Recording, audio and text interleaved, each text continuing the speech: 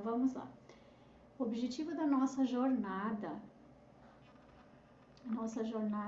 sobre sexualidade.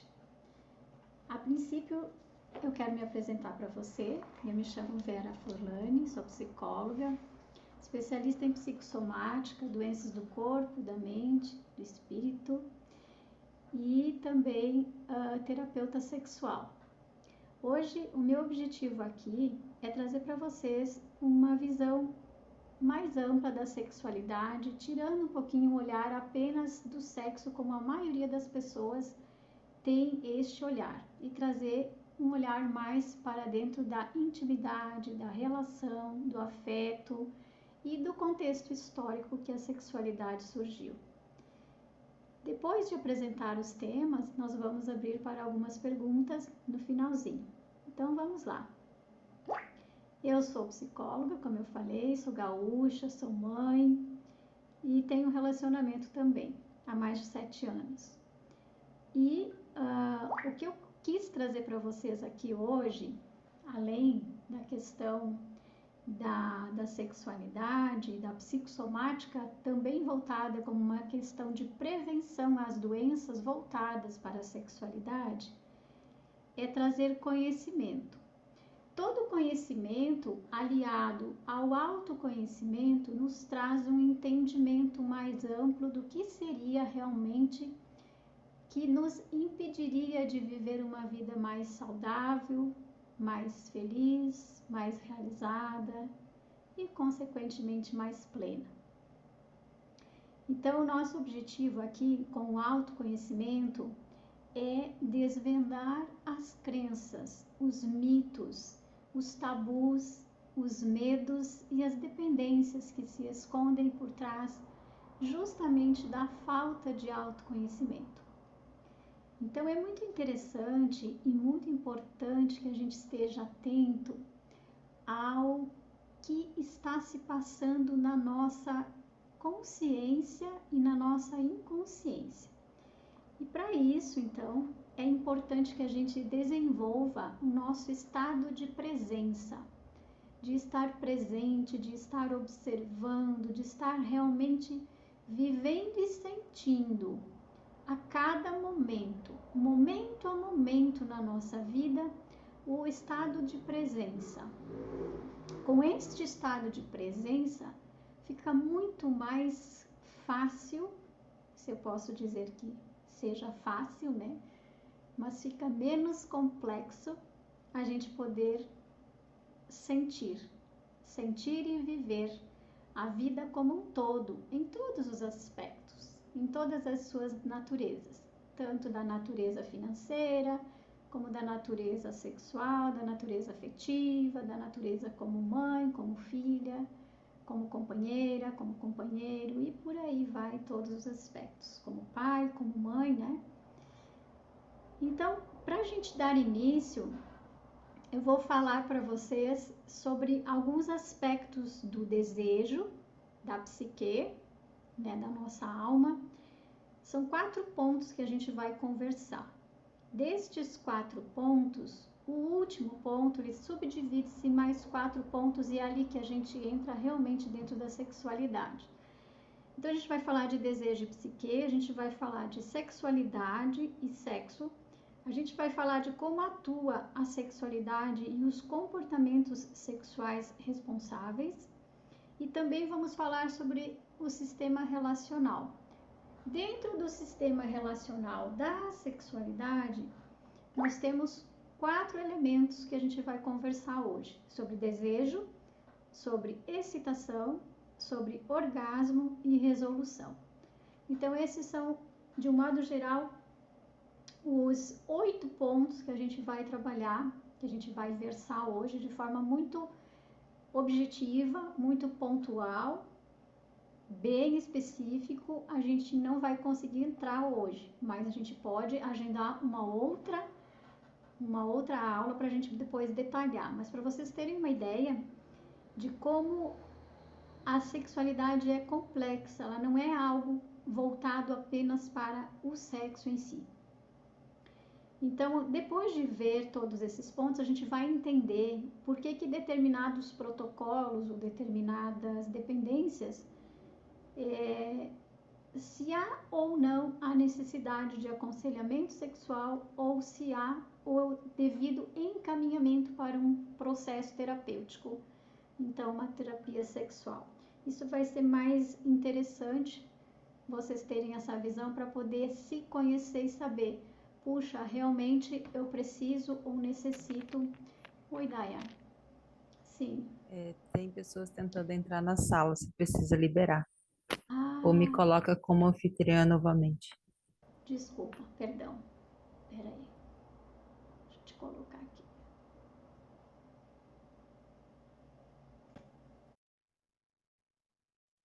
Então vamos lá. Tem mais pessoas aí chegando. Tudo certo, sejam bem-vindas. Tá? A gente está gravando já o evento.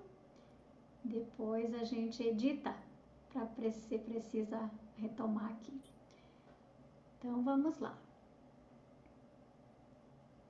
Vamos começar então nossa aula inaugural, nossa mini jornada de 40 e poucos minutos sobre a sexualidade. Quando a gente pensa em sexualidade, a gente pensa em realmente olhar o ser humano como um todo. Tudo na nossa vida, se a gente for pensar, envolve a sexualidade. A nossa vida começa neste erotismo. E erotismo vem de Eros, né? Lá da mitologia grega. Então, quando a gente pensa em erotismo, a gente pensa em amor, que Eros era o deus do amor, né? Então, erótico ou erotismo é a origem da sexualidade. Então, sempre que a gente fala em algo erótico, a gente pensa em origem da vida, em origem da energia. Se a gente observar o nosso corpo todo, ele possui uma conexão elétrica e magnética com todo o planeta. Então, nossos pés tocando o solo absorvem e por nós passa, e sem energia elétrica, sem energia magnética, é impossível que a gente consiga. Daí tu tá com o teu som aberto, amada. Que a gente consiga.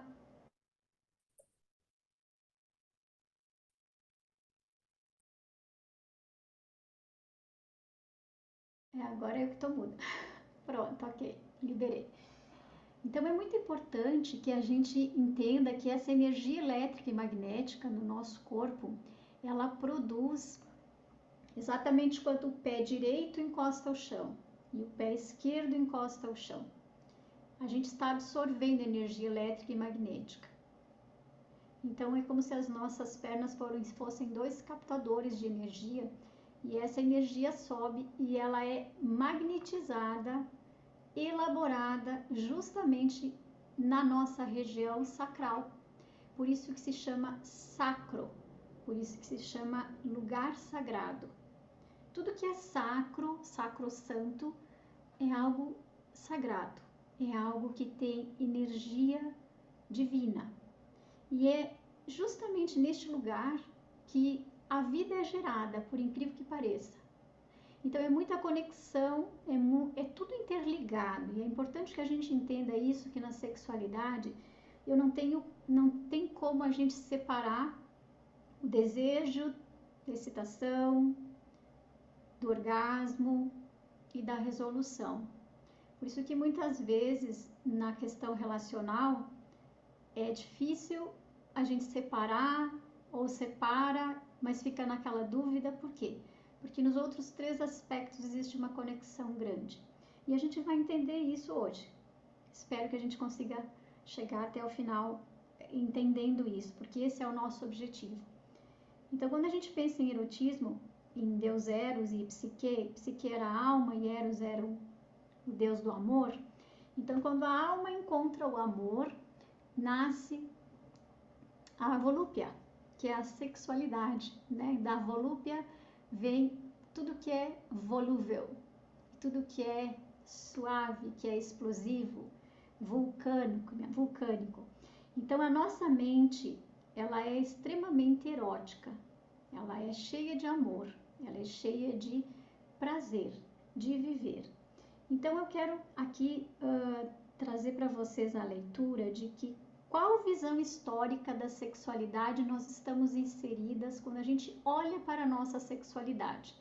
Pensando em termos históricos, mais ou menos 4.000 antes de Cristo até 476 depois de Cristo, que caracteriza a Idade Antiga, nós tínhamos várias civilizações que eram totalmente contra a homossexualidade e a masturbação, por incrível que pareça.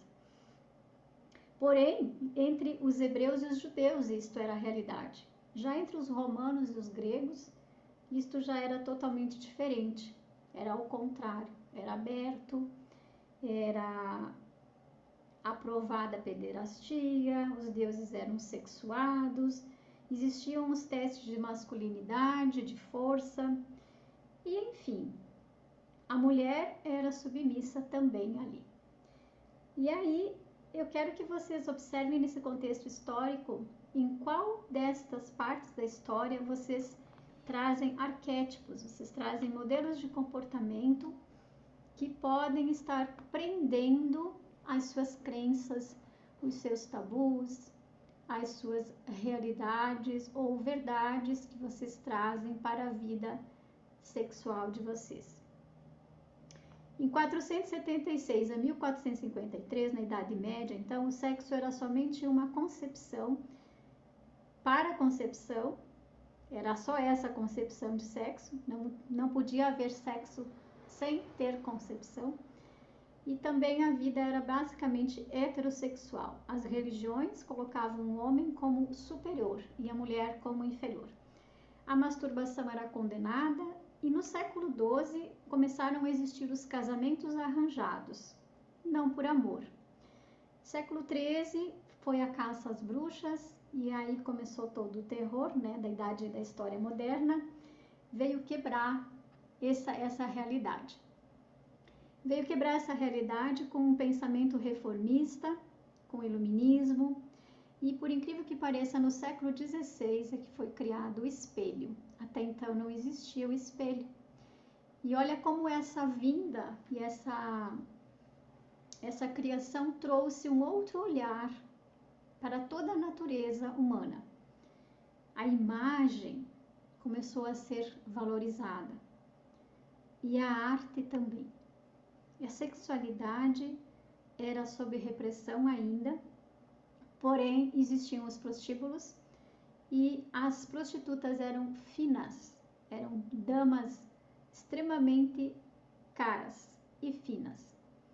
Porém, em 1789, então, o erotismo se transformou em pornografia.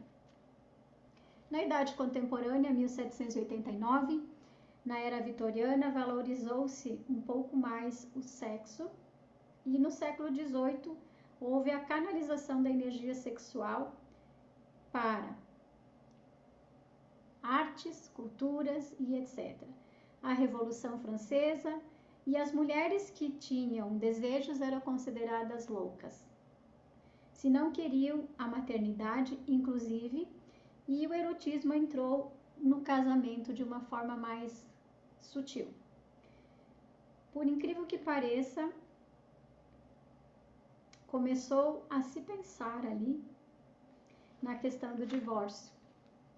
A mulher era controlada pela igreja e era vista como uma perversidade e uma doença a homossexualidade. A educação sexual para jovens, que, começou neste pequeno retrato aqui no 1789, então praticamente não existia e havia muita proliferação de doenças sexuais. A educação passou a ser um vínculo afetivo ao sexo da adolescência, onde era necessário aprender sobre. Então começaram os primeiros psicólogos, os primeiros ginecologistas, E em 1880 foi criado o banheiro, gente. Até lá não existia banheiro, por incrível que pareça. 1859, então, a sexualidade começou a ser vista, tá? E começaram, então, a grande proliferação de doenças sexuais, como, por exemplo, a sífilis e a gonorreia. Vou resumir aqui e trazer para vocês que foi só em 1893 que Freud e Brauer começaram a estudar sobre a histeria, que era justamente de mulheres que tinham desejos e não conseguiam dar vazão a toda essa energia. Então, começaram a se criar, né, uma outra visão sobre a sexualidade da mulher e trazer ela, então, para o pós-guerra, só lá no pós-guerra, para o mercado de trabalho. E os papéis começaram a ser invertidos. Eu estou trazendo para vocês essas realidades para que vocês possam ver aonde é que a gente está conectada realmente.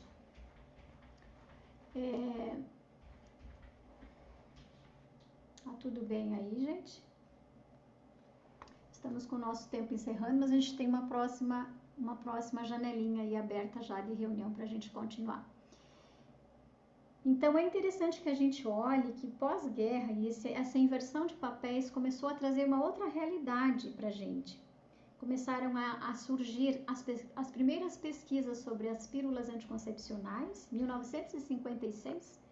1966 aumentou o número de divórcios, as relações não eram felizes em 2021 já, e era facilitado pela internet.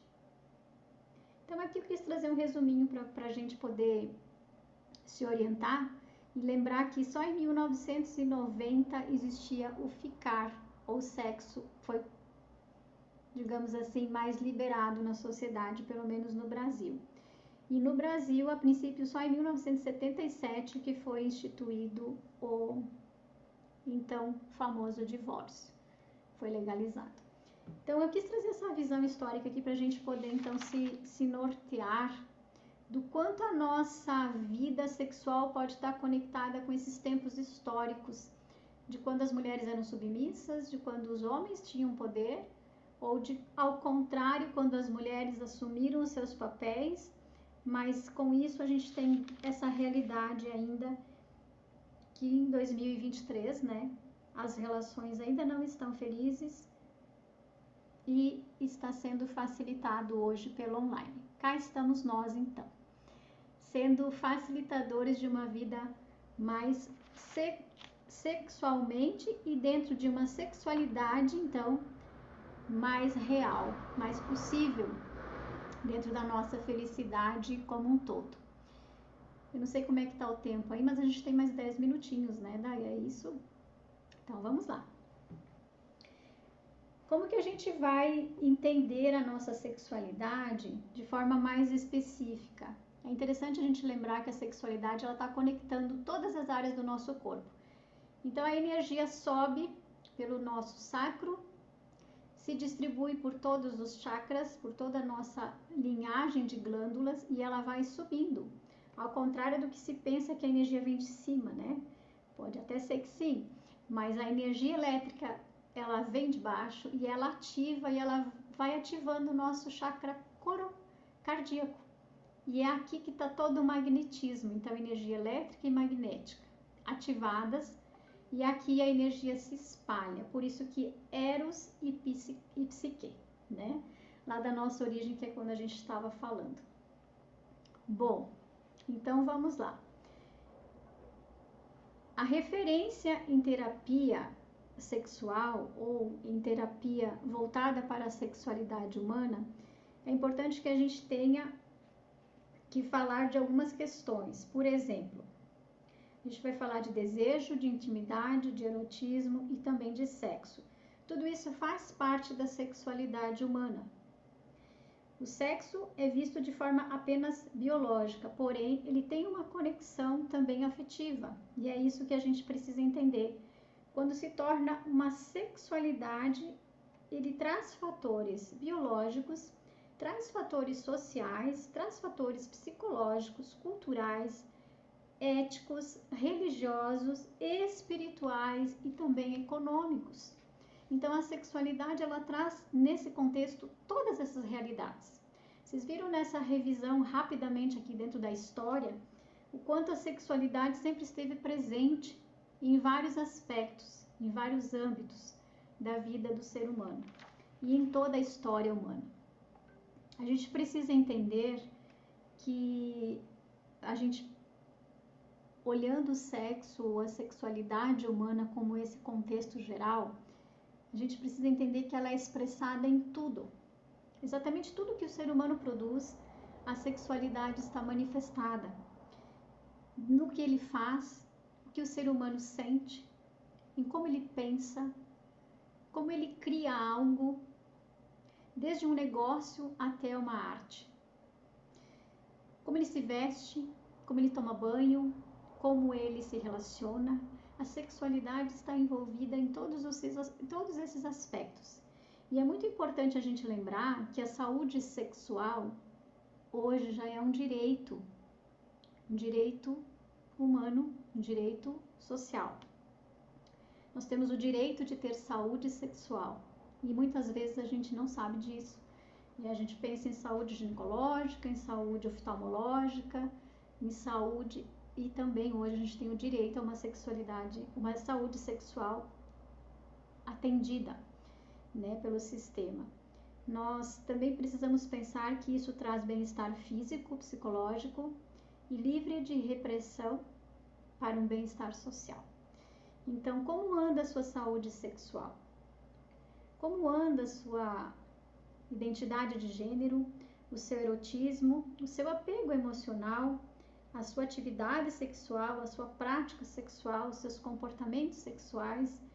Como anda o seu desejo, excitação, orgasmo e também a resolução, que são os 4 pontos dentro da sexualidade.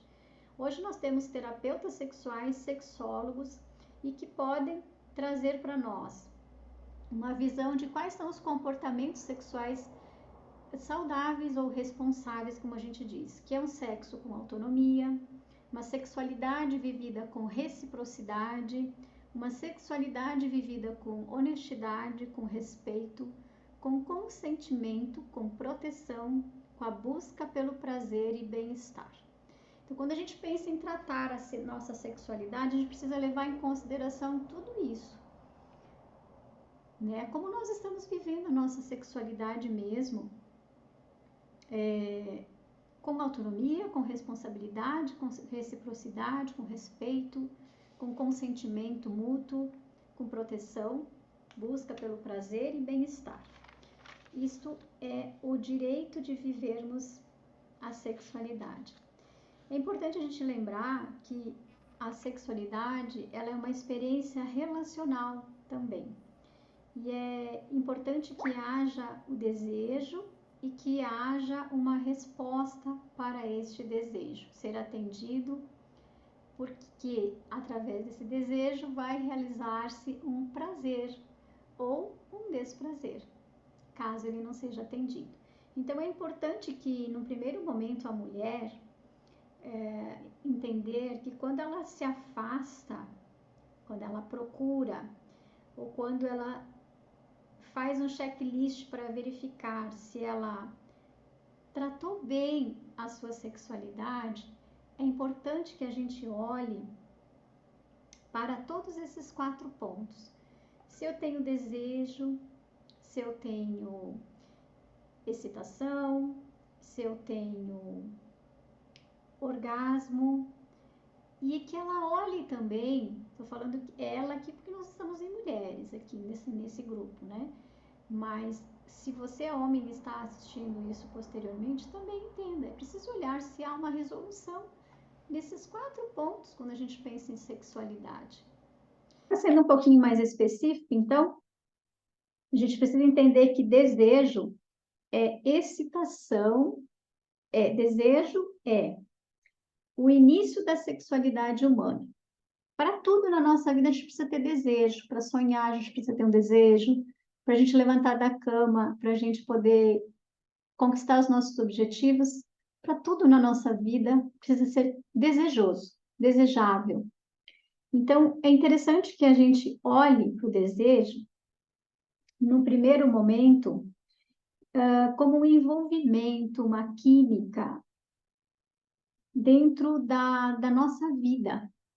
O quanto eu desejo realmente, eu tenho vontade, o quanto eu penso sobre isso, o quanto eu imagino, o quanto eu invisto energia nisto.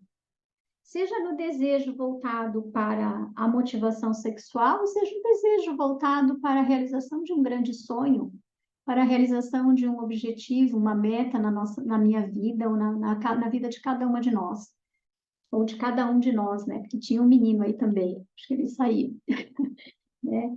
Então, o quanto a disfunção do desejo influencia em tudo, porque a disfunção do desejo vai influenciar também na nossa excitação, numa vida de sexualidade saudável. Se eu não tiver desejo por este momento na minha vida, por ter prazer com esta pessoa, ou neste momento aqui, ele vai estar defasado, vai estar em falta. Então, a gente não vai ter uma boa excitação. Não tendo uma boa excitação, não vai haver um ato sexual, ou não vai haver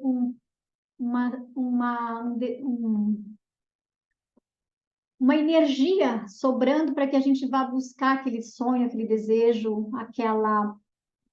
resolver aquele objetivo, ou até fazer uma atividade física. Vamos colocar uma questão mais objetiva na nossa vida. Então, a sexualidade, ela está presente em todos os aspectos. Então, desejo é a base de tudo. Se eu não tiver desejo, alguma coisa está trancando esse desejo. O que está trancando esse desejo? Aí a gente vai olhar, pode ser uma crença, pode ser um tabu, pode ser uma limitação religiosa, pode ser um pensamento, uma forma de comportamento já muito antigo que eu não me percebi que fazia e estou fazendo. Olha a criança aí, gente, não pode ter criança nessa aula. Tudo certo. Então, não estamos falando nada demais por enquanto. Então, é importante que a gente olhe, né, aonde a gente está como casal nessa questão do desejo, né? Aonde está o meu desejo?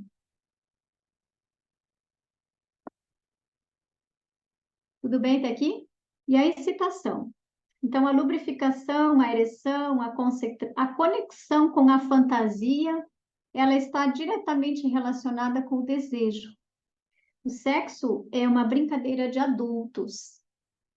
Então, é muito importante que a gente entenda isso,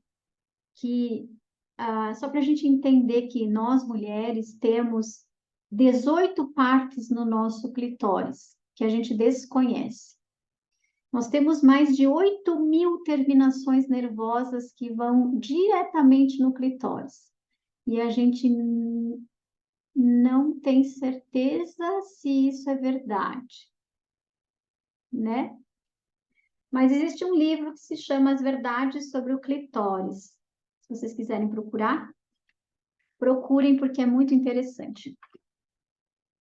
E o beijo na boca determina a ativação dessas terminações nervosas do clitóris. Por isso que não beijam na boca. Exatamente. Tem muita gente que não beija na boca, né? É só o selinho. Tchau. Por quê? Porque não vai despertar desejo, não vai despertar excitação. Então, muitas vezes a gente foge deste beijo. Por que a gente foge deste beijo? Mais demorado, mais longo, para não fazer conexão, para não gerar excitação, para não dar prazer, para não dar alegria. Para quem? Para mim ou para o outro? Ou para os dois, né? Então, aqui vão algumas reflexões. Eu tenho medo de beijar. Como é que é o meu beijo? Eu aprendi a beijar como?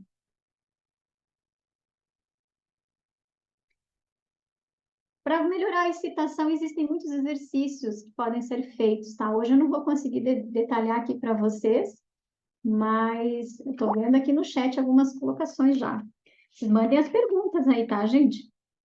Conforme a gente vai conversando aqui, vocês vão colocando as perguntas aí, que a Daia já vai pensar algumas aqui para a gente conversar depois. Então, é importante a gente educar, sabe? Educar a nós mesmas, de como a gente vai trabalhar a excitação no nosso corpo. Como a gente se toca, a questão do espelho, a gente se vê, a gente conhece o nosso órgão genital? A gente já olhou? Eu tenho que ter vergonha, imagina, não vou nem olhar. Já nunca peguei o espelhinho, nunca vi como é que funciona. Como é que é? Eu já fiz algum tipo de exercício voltado para a minha área ginecológica. Então, a excitação ela tem como ser trabalhada, assim como o desejo, né? É importante que a gente lembre que depois disso, o orgasmo. O que é orgasmo? Escreve para mim aí no chat, o que vocês acham que seja o orgasmo? Vamos ver. Quero ver vocês digitando aí. O orgasmo, eu vou começar a falar aqui, mas vocês coloquem o que vocês pensam. O orgasmo é um prazer sem dor. Se você sente dor, você já não tem orgasmo. Isso é bem importante a gente lembrar, tá?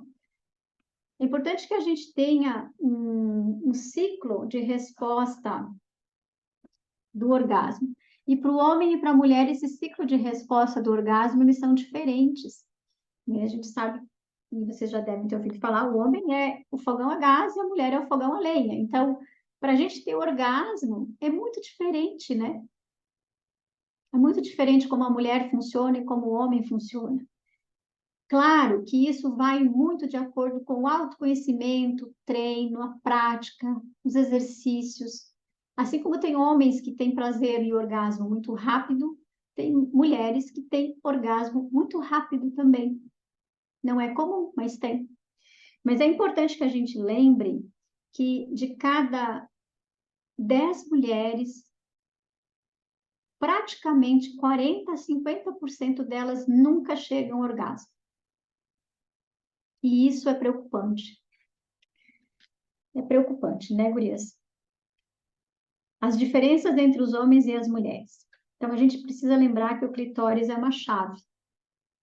É uma chave com 8.000 terminações nervosas que precisa saber usar. O momento certo de usar, o momento certo de tocar, o momento certo de estimular. Então, é importante que você se conheça, que você se toque, que você se perceba, que você tenha um momento para estar a sós com você mesmo. É importante a gente lembrar que nas pesquisas mostram que a cada 20 minutos ou mais, então uma mulher precisa de 20 minutos ou mais para estar pronta para o ato sexual.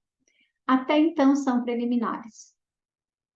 Tem mulheres que precisam de mais tempo. Mas por que que precisa de tanto tempo? Né? É interessante. Olha só, uma descarga no final máxima do prazer. O corpo libera esta ação. Aham, isso aí. Muito bem. Muito bom. Orgasmo é o clímax, né? Do prazer sexual e a sensação de prazer máxima. É isso aí.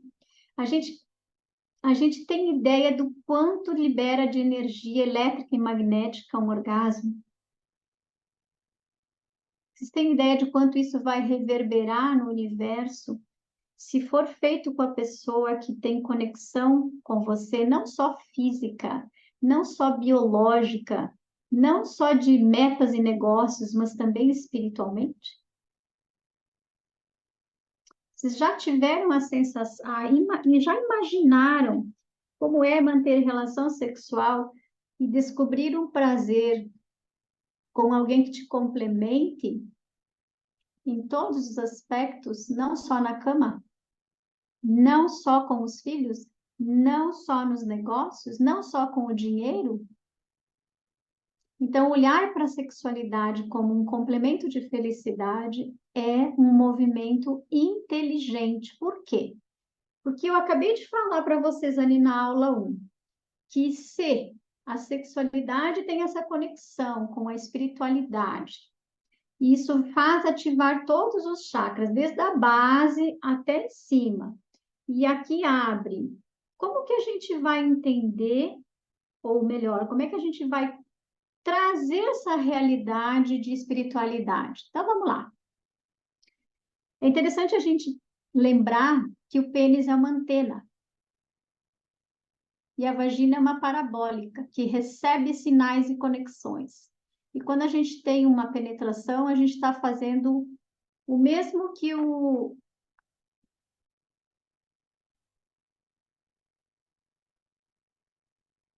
a gente faz uma troca de energia e de informação. Informação externa e interna. A gente está trazendo e trocando. Se for um Bluetooth, né? Um sistema Wi-Fi, sistema Bluetooth. A gente está trocando todas as informações conscientes e inconscientes. Por isso que muitas vezes a gente vai ter uma relação e a gente sai dessa relação sexual se sentindo esgotada, desvitalizada, desenergizada. Aquele não foi um bom momento. Ou não foi um bom parceiro naquele momento. Ou uma boa parceira naquele momento. Então é importante a gente entender essa questão energética que rola aí na sexualidade.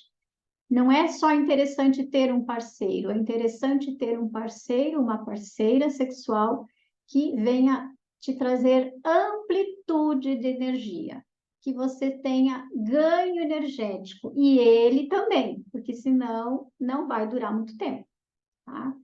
É importante que haja essa conexão bem forte aí. Então, existem exercícios também, tem bastante exercícios aqui que eu gostaria de passar para vocês, mas a gente não vai conseguir hoje nesta aula. A gente pode pegar um outro dia, né, e marcar uma próxima aula. O que seria, então, a resolução, que é o quarto ponto, quarto item? É uma sexualidade relacional de impacto, de desejo familiar na sexualidade. A gente precisa prestar atenção. Qual é o tipo de família que a gente está representando aí na sexualidade da nossa vida particular? Qual é a mochila emocional que a gente está trazendo aí das crenças, dos valores e da aprendizagem dos nossos pais, que eles colocaram na nossa cabeça como confiança, desconfiança, como submissão, como, de repente, sucesso, e etc, etc, etc. A disputa de poder para ver quem predomina e qual é o sistema que vai predominar, é o masculino ou feminino nos relacionamentos que eu estabeleço? Eu sou o homem da relação ou eu sou a mulher da relação? Como foram os sistemas anteriores? Diferenciação, aqui eu fiz uma anotação aqui para falar para vocês. Qual é a diferenciação do self que predomina na relação de casal? É um self produtivo, socialmente adaptado, vocês conseguem ter uma troca legal, ou é um self mais debilitado, a gente não consegue ter uma conexão boa, é mais infantilizado, é mais adulto, é mais infantil. E é importante que a gente entenda que existe o amor romântico e o romantismo, né? É bom ser romântico, né, numa relação, mas enfeitar de romantismo demais também não dá, porque daí a gente vive na ilusão. Então é importante que haja uma cola. A resolução na sexualidade humana é a ocitocina, né? É a cola, é aquilo que faz grudar, é o vínculo. Se numa sexualidade humana não existir resolução, com certeza essa relação não vai durar. A gente diz que é uma paixão. Paixão vem e passa, né? Ou pode até ter uma resolução temporária a curto prazo, mas que com o tempo ela deixa de ter, né? Então, quando a gente tem a colinha, o que é a colinha? É super bond, aquilo que gruda, aquilo que faz grudar com a pessoa, e não é uma dependência emocional, e sim é um prazer em estar junto, é um prazer de compartilhar esse momento de intimidade em todos os aspectos da vida. Muito bem, a psicologia é a missão de vida, de transformar vidas e com segurança. E é por isso que quando eu decidi fazer essa formação em sexualidade humana, como terapeuta sexual, para entender que a demanda íntima é necessária e é preciso ter entendimento em atender as pessoas que têm essas demandas. E trabalhar essas demandas íntimas nos pacientes requer que a gente seja uma pessoa resolvida na sexualidade, que a gente tenha uma sexualidade saudável, porque senão o que vai acontecer? A gente não vai conseguir ajudar as pessoas a resolver os seus problemas, ok? É importante que haja segurança, confiança, é importante que a sexualidade da nossa vida ela seja próspera. Por quê? Porque se ela é a base da vida, é a base que gera energia para todos os outros chakras, ela é um canal de condução da missão de vida que a gente está fazendo aqui neste plano, que a gente veio fazer aqui. E não importa se você está com um companheiro, com companheira ou não. A tua sexualidade, ela precisa ser exercitada com este olhar, plenamente. Não é porque eu não estou mantendo sexo com uma outra pessoa que eu não estou vivendo a minha sexualidade de forma saudável. É importante a gente estar conectado com essa visão, sabe? Porque senão a gente começa a se sentir com falta, está faltando alguma coisa. A gente nunca está preenchido, nunca está inteiro. Observem, quando a gente tem uma sexualidade bem resolvida, não importa o que a outra pessoa te disser. Você está bem centrada, você está bem calçada, você está com autoconfiança, você está segura, você está bem. Independente de ter um companheiro ou não ter, você está resolvida. Ok? Então, esse é um ponto bem importante. Clareza no diagnóstico. E daí o que eu quero falar para vocês assim, a gente precisa saber se a gente precisa de terapia sexual ou não.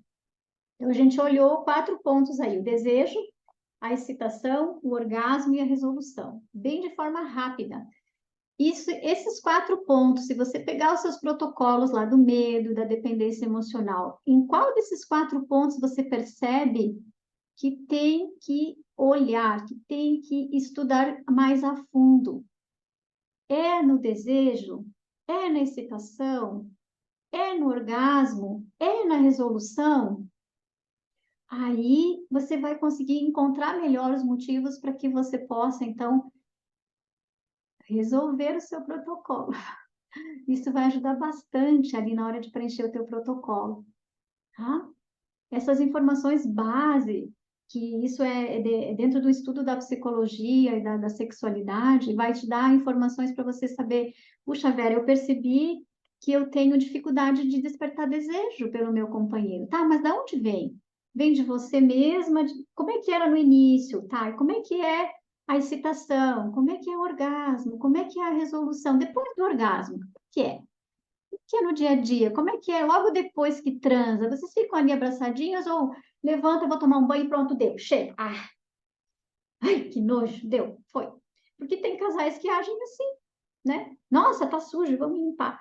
Ou fica ali, tem esse curtir, esse abraço, esse carinho, esse colo de ambos, né?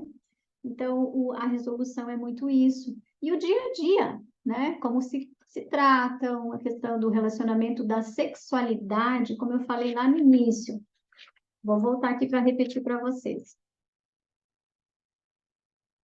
Eu sei que o tempo é curto, gente, eu estou acelerando aqui, acelerando, mas a gente vai conseguir fazer um outro momento também, não se preocupem. A relação toda tem autonomia, tem reciprocidade, tem honestidade, tem respeito, tem consentimento mútuo nas escolhas de tudo, tem proteção, eu protejo, eu me sinto protegida, eu busco pelo prazer e bem-estar dentro deste relacionamento. Né? Então, essas são algumas reflexões que eu quis trazer para vocês.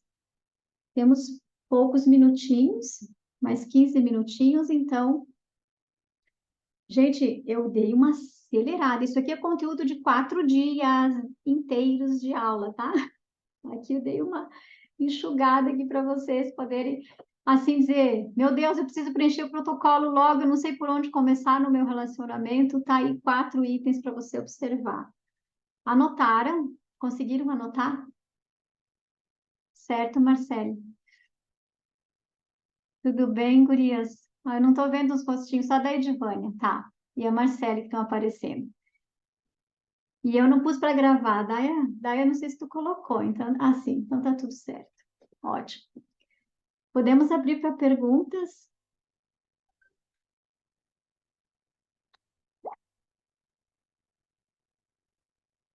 Vamos ver aqui.